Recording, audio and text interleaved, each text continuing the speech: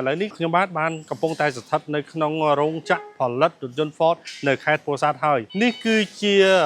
body on frame ដែលប្រើប្រាស់នៅលើរថយន្ត Ford Everest Platinum ស៊េរីថ្មីបើមើលទៅលើតួរថយន្តនេះគឺមានការ design ជាមួយនឹងដែកថែបគេហៅថា high strength steel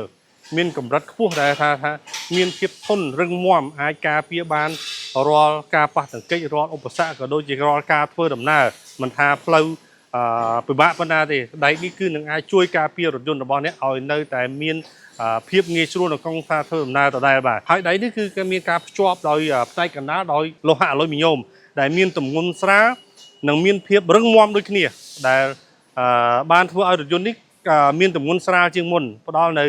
អត្ថប្រយោជន៍ច្រើនសម្រាប់ការប្រើប្រាស់ប្រចាំថ្ងៃក៏ដូចជាការធ្វើដំណើរប្រកបដោយផាសុកភាពបាទហើយផ្នែកខាងក្រៅដូចគ្នាផ្នែកខាងក្រៅក៏មានការប្រើប្រាស់ដែក high strength steel ដូចគ្នាដែលអាចការពារបានរាល់ការប៉ះទង្គិចក៏ដូចជាការធ្វើដំណើរនៅលើផ្លូវដែលមានឧបសគ្គច្រើនបាទហើយសម្រាប់តួរថយន្តប្រភេទ body on frame នេះគឺត្រូវបានក្រុមហ៊ុនដាក់ឲ្យប្រើប្រាស់នៅលើរថយន្ត Ford Everest គ្រប់ model ទាំងអស់ដែលបច្ចុប្បន្ននេះមាន Ford Everest Active Ford Everest Sport ក៏ដូចជា Ford Everest Platinum ដែលខ្ញុំបាទកំពុងតែបង្ហាញខាងលើនេះនិយាយទៅទាំងអស់នេះគឺជាការបង្ហាញនៅការអភិវឌ្ឍថ្មីមួយទៅលើរថយន្ត Ford ដែលផលិតដោយកូនខ្មែរផលិតនៅក្នុងប្រទេសកម្ពុជាបច្ចុប្បន្ននេះរថយន្ត Everest ស៊េរីថ្មីមួយនេះគឺត្រូវបានផលិតដោយកូនខ្មែរផ្ទាល់តែម្ដងដោយបងប្អូនឃើញនៅរូបភាពនេះស្រាប់នេះគឺជាតួទាំងមូល